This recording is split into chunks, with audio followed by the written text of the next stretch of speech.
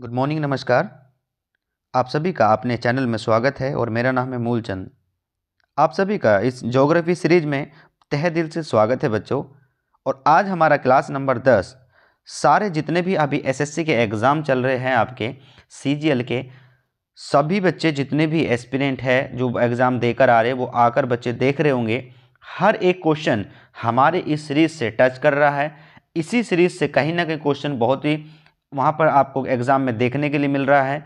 हमारी सीरीज़ में polity complete हो चुकी है, ज्योग्राफी चल रहा है। अब हम आगे अपना जो है स्टैटिक जीके का पार्ट लेके चलेंगे। तो आप बच्चों की सभी की रिक्वायरमेंट होती है, तभी मैं आपके बीच में एक अच्छा नया नया कंटेंट, बहुत ही अच्छा जो भी प्यारा प्यारा है एग्ज़ाम के पॉइंट ऑफ व्यू को देखते हुए मैं सारे क्वेश्चन आपके बीच में लेकर आ रहा हूँ बच्चों। तो याद रखिएगा, सारे जितने भी आपके क्वेश्चन होते हैं, भारत का भूगोल, विश्व का भूगोल, जितने भी क्वेश्चन सारे होते हैं वो एनसीईआरटी सार संग्रह होते हैं बच्चों। और आप लोग मेहनती है तभी मैं आप लोगों के लिए इतनी मेहनत कर रहा हूं। तो बच्चों चलिए स्टार्ट करते हैं। आप सभी का फिर से अपने इस परिवार में तहे दिल से स्वागत है बच्चों। तो चलिए शुरू करते हैं। आपके लिए एक होमवर्क क्वेश्चन था और सबसे प्यारा और सबसे बेहतरीन क्वेश्चन मैंने आपको होमवर्क दिया था। कुछ बच्चों ने इसका आंसर भी दिया है। तो भारतीय पेट्रोलियम संस्थान निम्न में से कहाँ पर स्थित है? तो बच्चों उसका जो संस्थान पर आता है तो वो कहाँ पर आता है बच्चों? वो हमारा कहाँ आता है? देहरादून में आता है। इसका सही आंसर हमारा क्या आता है? कहा था देहरादून। अब आप कहेंगे देहरादून के बारे में सर और बता दीजिए। उत्तराखंड की राजधानी कौन सी होती है बच्चों? उत्तराखंड की जो राजधानी है, उत्तराखंड की राजधानी कौन सी है बच्चों? तो ध्यान रखना देहरादून। लेकिन अगर यहीं पूछा जाए कि यहीं अगर पूछा जाए ग्रीष्मकालीन राजधानी कौन सी है उत्तराखंड की, तो बच्चों याद रखना वो कौन सी, हमारी गैरसैंण। कौन सी है? वो गैरसैंण है। ये भी हमें पता होना चाहिए। बिल्कुल सही बात है। दिल्ली किसकी राजधानी है बच्चों? ध्यान रखना ये किसकी? भारत की क्या है? राजधानी है दिल्ली।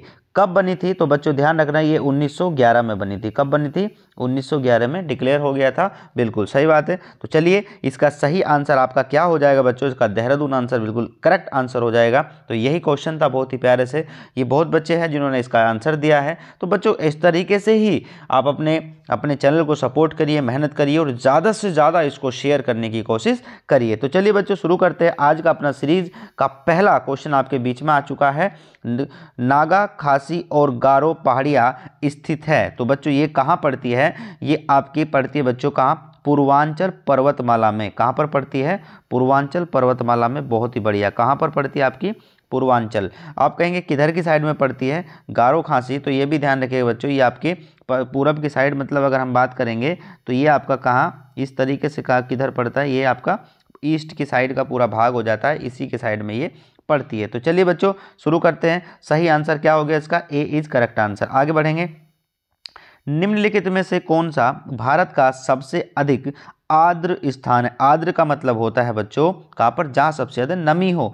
नमी का मतलब जब होगा जब वहाँ पर वर्षा होगी। तो भारत का एक ऐसा स्थान जहाँ पर सबसे ज़्यादा वर्षा होती है, तो बच्चों वो आपका कौन सा होता है? मासीन राम। कौन सा होता है? मासीन राम है। याद रखिएगा बच्चों, मासीन राम कहाँ पड़ता है? तो बच्चों याद रखना ये पड़ता है हमारा मेघालय में। कहाँ पर पड़ता है? मेघालय में बच्चों पड़ता है। मेघालय की राजधानी क्या है बच्चों? मेघालय की राजधानी क्या है? तो जरूर आप मुझे कमेंट्स बॉक्स में बताएंगे। तो चलिए शुरू करते हैं। ये आपका क्वेश्चन नंबर 2 का सही आंसर क्या होगा? आपका D is correct answer. Question number 3, Bharat के दक्षिणी छोर का नाम क्या है? भारत के दक्षिणी छोर का नाम क्या है बच्चों? तो ये पड़ता है आपका दक्षिणी छोर का, तो वो पड़ जाता है निकोबार द्वीप में। कहाँ पड़ता है? इंदिरा पॉइंट पड़ता है। इंदिरा पॉइंट पड़ता है। तो इसका सी क्या होगा? क्वेश्चन नंबर 3 का सी आंसर इज करेक्ट हो जाएगा। सही बात है। आगे बढ़ेंगे। क्वेश्चन नंबर 4, आंध्र प्रदेश और तमिलनाडु के तटीय भूभाग को क्या कहते हैं बच्चों? तो याद रखना यहाँ से अगर हम बात करेंगे तो किधर पड़ता है? ये इधर पड़ता है बच्चों। ध्यान रखना ये वाला सारा जो पार्ट है हमारा कौन सा पड़ता है? ये ईस्ट का पड़ता है और ये ईस्ट और वेस्ट का पड़ता है। यहाँ पर क्या है बच्चों? यहाँ पर जो आ गया ये सारा का सारा आपका कौन सा आ जाता है? कौन सा आता है?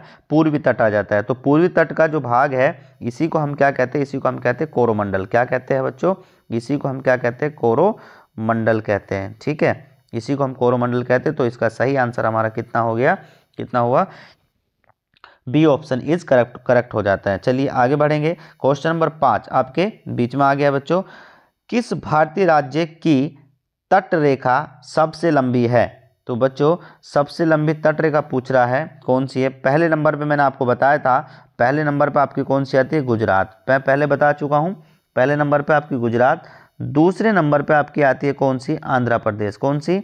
आंध्र प्रदेश। और सबसे छोटा मैंने बताया था तटरेखा सबसे छोटी किसकी है? तो सबसे छोटी बच्चों ध्यान रखिएगा, सबसे छोटी जो आएगी वो आपकी कौन सी आती है? गोवा आ जाती है। कौन सी आती है बच्चों?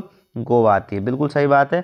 तो यहाँ गुजरात है नहीं, तो इसकी तरीके से हमारा आंसर आंध्र प्रदेश, तो यही आंसर हमारा बिल्कुल सही हो जाएगा। चलिए क्वेश्चन नंबर 5 का ए आंसर इज करेक्ट हो जाएगा। चलिए ये क्वेश्चन आपसे, इस तरह के क्वेश्चन अभी जो आपका पेपर हुआ था, या पेपर हुआ था कौन सा? पैट का, तो उसमें क्वेश्चन पूछा गया था कि हमारा जो भारत का स्टैंडर्ड टाइम है ग्रीनविच से कितना आगे है, कहाँ पर पड़ता है? इलाहाबाद के मिर्ज़ापुर में पड़ता है। ठीक है, साथ के साथ में पूरब से पश्चिम की तरफ कितने घंटे का अंतराल होता है, वो सब चीज़ें था। तो याद रखिए जो भारतीय मानक समय किस रेखांश पर अपनाया जाता है, तो बच्चों ध्यान रखिएगा वो हमारा क्या होता है? 82.5 डिग्री ईस्ट रेखांश पे होता है। तो क्वेश्चन नंबर 6 का आपका बी आंसर इज करेक्ट हो जाएगा। आगे बढ़ेंगे।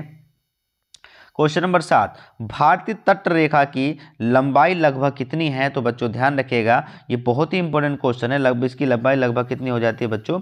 7500 किलोमीटर हो जाती है। कितनी होती है? भारतीय तट रेखा की लंबाई है लगभग कितनी?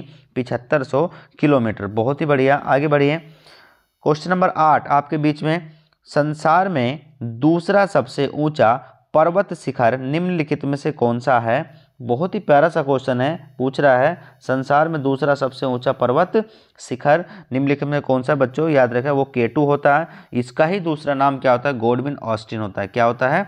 गॉडविन ऑस्टिन होता है। क्या होता है? गॉडविन ऑस्टिन इसका नाम होता है। ठीक है जी बच्चों, तो ये भी हमें पता होना चाहिए, गॉडविन ऑस्टिन इसका दूसरा नाम होता है। बहुत ही बढ़िया। कंचनजंगा कहाँ पड़ती है? तो ये आपका सिक्किम में पड़ती है, ये भी आपको पता होना चाहिए। ठीक, नंदा देवी कहाँ पड़ती है? ये आपकी कहाँ पड़ती है? उत्तराखंड में। कहाँ पर पड़ती है? उत्तराखंड। ये भी आपको पता होना चाहिए। क्वेश्चन नंबर 8 का सही आंसर सी हो जाता है। चलिए आगे बढ़ेंगे। भारतीय मरुस्थल को क्या कहते हैं बच्चों? 3 क्वेश्चन मैं आपको देकर चलूंगा। आप पूछेंगे विश्व का सबसे बड़ा मरुस्थल कौन सा है बच्चों? तो वो आपका आता है सहारा। कहाँ पड़ता है? तो आप कहेंगे कहाँ पर पड़ेंगे? अफ्रीका कॉन्टिनेंट में ये पड़ता है। आपसे कहूँगा एशिया का सबसे बड़ा मरुस्थल कौन सा होगा? तो बच्चों कौन सा होगा? गोबी हो जाएगा। लेकिन वहीं अगर भारत का पूछूंगा तो वह कौन सा हो जाएगा आपका? कौन सा हो जाएगा बच्चों? वो थार हो जाता है। तो आप क्वेश्चन नंबर 9 का सही आंसर क्या होगा? सी इज करेक्ट आंसर इसका हो जाता है। तीनों क्वेश्चन मैंने आपको समझा के चला, आगे बढ़े। क्वेश्चन नंबर 10, माजुली संसार का सबसे बड़ा नदी द्वीप किस राज्य में है? पहली बात तो ये कि आपका ये कहाँ पड़ता है? तो ये पड़ता है असम में। अब आप कहेंगे माजुली कौन सी नदी पर बनता है? तो बच्चों ध्यान रखिएगा माजुली आपकी कौन सी पे पड़ता है? तो ये पड़ता है हमारा कौन सा? ब्रह्मपुत्र। कौन सा है? ब्रह्मपुत्र नदी पर पड़ता है। कहाँ पर होगा? ब्रह्मपुत्र नदी पर आपका दुनिया का सबसे बड़ा नदी द्वीप है। कौन सा? माजुली। कहाँ पर पड़ता है? असम में। तो क्वेश्चन नंबर 10 का सही आंसर आपका क्या होगा? B is correct answer. आगे बढ़ेंगे। क्वेश्चन नंबर 11, कंचनजंगा स्थित है। अभी पीछे मैंने बताया कंचनजंगा कहाँ पर है बच्चों? तो याद रखना ये क्वेश्चन भी आप देखेंगे तो कहाँ पर आपका यूपी पैट हुआ था, यूपी पैट जो क्वेश्चन हुआ था इसमें बिल्कुल एकदम पूछा चंगन जो आपका आता है कंचनजंगा कहाँ स्थित होता है बच्चों?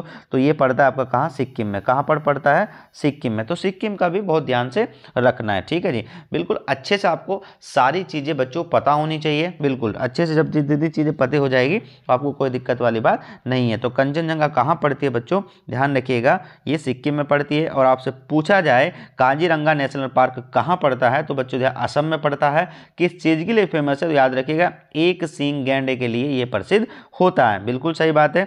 तो इतनी चीज़ें भी आपको ध्यान रखना है। क्वेश्चन नंबर 11 का सही option B is correct answer. आगे बढ़ेंगे। क्वेश्चन नंबर 12, देशों के निम्नलिखित समूह में से किसके साथ अरुणाचल प्रदेश की सीमा साझा करती है? बहुत ही बढ़िया, अरुणाचल प्रदेश सीधी किधर पड़ेगा भाई? देखिए यहाँ पर देख लीजिए ये कुछ इस तरीके से हो जाता है। ठीक है, ये कुछ इस तरीके से, इधर म्यांमार, इधर चाइना, इधर म्यांमार, इधर चाइना, और यहाँ पर पड़ जाता है आपका कौन सा? भूटान। यहाँ पर क्या पड़ जाए? भूटान। तो आपको दिखेगा कि भूटान, चीन, म्यांमार। तो यही आंसर आपका क्या हो गया? सी आंसर इज करेक्ट हो जाता है। बिल्कुल। चलिए आगे बढ़ेंगे। क्वेश्चन नंबर 13 आपके बीच में, जिस राज्य जिस राज्य ने पवन ऊर्जा विकसित की है उसका नाम क्या है बच्चों, उसका नाम क्या है? तो याद रखना, जिस राज्य ने पवन ऊर्जा विकसित की है वो हमारा कौन सा? गुजरात हो जाता है। क्या हो जाता है? गुजरात हो जाता है। बिल्कुल। कहेंगे कहाँ पड़ती है गुजरात में, तो कहाँ पर पड़ती है? आपके रण के, कहाँ पर? कच्छ के रण में। कहाँ पड़ती है? कच्छ के रण में पड़ती है। कच्छ के रण में ये पड़ती है बच्चों, ध्यान रखें, कच्छ के रण में पड़ती है। बिल्कुल ठीक है जी। चलिए आगे बढ़ेंगे। तो ये आपका क्वेश्चन नंबर 13 का बिल्कुल ए आंसर इज करेक्ट हो जाता है। आगे क्वेश्चन नंबर 14, अरब सागर के द्वीपों में से किस भाग को मिनिकॉय द्वीपों के नाम से भी जाना जाता है? तो बच्चों याद रखना, वो हमारा कौन सा आता है? वो हमारा आ जाता है बच्चों, ध्यान रखिएगा, उसका सही आंसर हमारा कितना? दक्षिण आ जाता है। क्या आ जाता है? दक्षिण आ जाता है। बिल्कुल। मिनिकॉय कहाँ पड़ता है आपका? मिनिकॉय कहाँ पड़ता है बच्चों? ये आपका पड़ जाता है कहाँ पर? कहाँ पर पड़ता है? दक्षिण में पड़ती है। याद रखना, मिनिकॉय यहाँ पड़ जाता है और मिनिकॉय से यहाँ पर क्या पड़ता है? मालदीव पड़ता है। क्या पड़ता है? मालदीव पड़ता है। तो एक चैनल होता है, कौन सा? तो याद रखें, कई बार पूछता है कि मालदीव को अलग करने वाला चैनल कौन सा है? तो 8 डिग्री चैनल। कौन सा है? 8 डिग्री चैनल। किससे अलग करता है? मिनिकॉय से। ये भी ध्यान रख के चलना, ठीक है। मिनिकॉय और मालदीव के बीच में 8 डिग्री चैनल, जो मिनिकॉय और मालदीव को अलग करके चलता है। तो क्वेश्चन नंबर 14 का सही आंसर है सी, करेक्ट आंसर। चलिए नेक्स्ट, आबू पहाड़ियों का गुरु शिखर किस पर्वत श्रृंखला की सबसे ऊंची चोटी है? तो बच्चों ध्यान रखिएगा, इसकी सबसे ऊंची चोटी कौन सी आती है? अरावली पड़ती है। कहाँ पर पड़ती है? तो बच्चों ये पड़ती है आपकी राजस्थान में। कहाँ पर पड़ जाती है बच्चों? ये पड़ जाती है हमारी राजस्थान में। बहुत ही बढ़िया, सही। तो आपका क्वेश्चन नंबर 15 का सही आंसर डी हो जाता है। आगे बढ़ेंगे। भारत में कुल्लू घाटी निम्न में से किसकी खेती के लिए प्रसिद्ध है? बहुत ही बढ़िया, कौन सा? भारत में कुल्लू घाटी निम्न में से किसकी खेती के लिए प्रसिद्ध है? तो बच्चों याद रखना, पहली बात तो ये, कुल्लू घाटी कपड़ता का है, तो आप कहेंगे हिमाचल प्रदेश। कहाँ पर पड़ जाता है? हिमाचल प्रदेश में, ठीक है। तो यानी कि वहाँ कौन सी सबसे ज़्यादा क्या होता है? सेब के लिए अच्छा माना जाता है, ठीक है जी। चलिए आगे बढ़ेंगे। क्वेश्चन नंबर 17 आपके सामने, निम्नलिखित में से वे पहाड़ियाँ कौन सी है जो पूर्वी और पश्चिम घाटों को जोड़ती है? जो पूर्वी और पश्चिम घाटों को जोड़ती है, ठीक है। अब बताऊंगा कैसे। देखिए यहाँ पर पूर्वी और पश्चिम घाटों, मतलब ये क्या है आपका? ये हो गया आपका, यह हो गया भारत, ठीक है। अब भारत में बात करूंगा तो ये पर पड़ जाएगी यहाँ पर क्या? ये पड़ेगी आपकी ईस्ट और ये बनेगी वेस्ट, ठीक है। ये पड़ेगी, ये क्या है आपका? पश्चिम तट हो गया और ये आपका कौन सा हो गया? ठीक है, पूर्वी तट हो गया। इनको मिलाने वाली जो रेखा है, इसको मिलाने वाली जो रेखा है उसको हम कहते हैं नीलगिरी। क्या कहते हैं? नीलगिरी, ठीक है जी, नीलगिरी। तो इस हिसाब से सी ऑप्शन इज करेक्ट हमारा हो जाता है। याद रखें, क्वेश्चन नंबर 17 का सही आंसर क्या होगा? सी इज करेक्ट आंसर। आगे, भारत के पड़ोस में घोड़ों की नाल जैसे आकार वाले मूंगे का द्वीप समूह है, तो बच्चों ध्यान रखिएगा वो कौन सा है? वो हमारा मालदीव पड़ जाता है। कौन सा? मालदीव। और मालदीव की 8 डिग्री चैनल क्या होती है? मालदीव को 8 डिग्री चैनल से अलग कर जाता है। किससे? मिनिकॉय से। ये भी पता आपको होना चाहिए। निम्नलिखित में से कौन सी रेखा भारत के लगभग आधे हिस्से से होकर गुजरती है? तो बच्चों ध्यान रखिएगा, यहाँ से गुजरने वाली रेखा कौन सी है? कर्क रेखा होती है। ध्यान रखना, भारत के 8 राज्यों से होकर ये क्या होती है? गुजरती है। कितने? भारत के 8 राज्यों से होकर गुजरती है, ये भी आपको पता होना चाहिए। तो क्वेश्चन नंबर 19 का सही आंसर क्या होगा? B is correct answer. आगे, प्राकृतिक मार्ग उपलब्ध कराने वाले पर्वत के किसी अंतराल यानी कि गैप को निम्नलिखित में क्या कहा जाता है? बच्चों ध्यान रखिएगा, इसको कहते हैं हम क्या? पर दर्रा कहते हैं, या हम इसको कहते हैं पास कहते हैं। क्या कहते हैं? दर्रा, जो प्राकृतिक रूप से बना हुआ होता है। अब जैसे आप कहेंगे इनके 2-4 के नाम बता दीजिए, बिल्कुल सही बात है। एक तो सिक्किम के अंदर कौन सा? नाथुला दर्रा पड़ता है, बिल्कुल सही बात है। आप कहेंगे सिपकिला दर्रा पड़ जाता है, बिल्कुल सही बात है। जोजिला दर्रा पड़ जाता है, बिल्कुल। तो ये सारे के सारे पास होते हैं जो प्राकृतिक रूप से बने हुए होते हैं बच्चे। तो सारे के सारे ये सब चीज़ें आपको पता होना चाहिए, ठीक है। तो इसका क्वेश्चन नंबर 20 का सही answer is C is correct answer हो जाता है। आगे बढ़ेंगे। तीस्ता और दिहांग नदियों के बीच आने वाले हिमालय के भाग को क्या कहा जाता है बच्चों? तीस्ता और दिहांग के आने वाले नदियों के बीच आने वाले हिमालय के भाग को क्या कहते हैं बच्चों? उसे हम कहते हैं असम हिमालय कहा जाता है। क्या कहता है? असम हिमालय कहा जाता है। क्वेश्चन नंबर 21 का सी आंसर इज करेक्ट हो जाएगा, बिल्कुल सही बात है। केरल के तट को क्या कहा जाता है बच्चों? केरल के तट को, आज बहुत ही बेहतरीन क्वेश्चन है, बिल्कुल कंसेप्चुअल क्वेश्चन है, बहुत ही बेहतरीन, बहुत ही अच्छे वाले क्वेश्चन है सारे। केरल के तट को क्या कहा जाता है बच्चों, ध्यान रखिएगा, उसको कहा जाता है क्या, मालाबार तट। क्या कहा जाता है, मालाबार तट कहा जाता है। ये भी आपको ध्यान रखने योग्य बात है, ठीक है जी। कोंकण तट कहाँ पड़ता है, गोवा में। कहाँ पर पड़ता है, गोवा में। कोरोमंडल कहाँ पड़ता है बच्चों, आंध्र प्रदेश एंड तमिलनाडु। ये भी आपको पता होना चाहिए। क्वेश्चन नंबर 22 का सही आंसर आपका बी, मालाबार तट होता है। आगे बढ़ेंगे। जोजिला दर्रा जोड़ता है बच्चों, ध्यान रखिएगा, किस किस को जोड़ता है, तो ये जोड़ता है आपके श्रीनगर और लेह को। किस किस को जोड़ता है, श्रीनगर और लेह को, ये आपस में जोड़ के चलता है। ये भी सही आंसर हमारा क्वेश्चन नंबर 23 का ए ऑप्शन इज करेक्ट हो जाता है। क्वेश्चन नंबर 24, कुल्लू घाटी किसके बीच स्थित है, तो बच्चों कुल्लू घाटी आपके किसके बीच स्थित है, ये भी आपको पता होना चाहिए। वो पड़ता है हमारे लद्दाख और पीर पंजाल के बीच में। किसमें, लद्दाख और पीर पंजाल के बीच में। आगे बढ़ेंगे। क्वेश्चन नंबर 5, किस नगर को भारत की सिलिकॉन घाटी कहते हैं। ये बच्चों आपके लिए होमवर्क है ये क्वेश्चन जितने बच्चे अपनी क्लास को विजिट करेंगे, और सभी से मैं आशा करता हूँ कि सभी बच्चे जरूर अपना जो है कमेंट्स बॉक्स में इसका आंसर देंगे। मैं फिर कल इसके क्या है पोस्टमास्टर्म करूँगा, मुंबई क्या है, चेन्नई क्या है, हैदराबाद क्या है, बेंगलुरु, सब बताऊँगा, सबके बारे में बताऊँगा। बच्चों अच्छे से अपनी तैयारी करते रहिए, पढ़ते रहिए, मेहनत करते रहिए। हम कल फिर बहुत ही बेहतरीन एक क्लास आपके बीच में लेकर आऊँगा ज्योग्राफी की, और आप मुझे बताइएगा कि स्टैटिक जी के हमें कब से स्टार्ट करना चाहिए। तब तक बच्चों अपना ख्याल रखिए, सभी लोग अपने अच्छे से पढ़ाई करते रहिए, और हम फिर मिलेंगे बहुत नए जुनून और जज्बे के साथ में। तब तक take care, bye bye, have a nice day, all the best.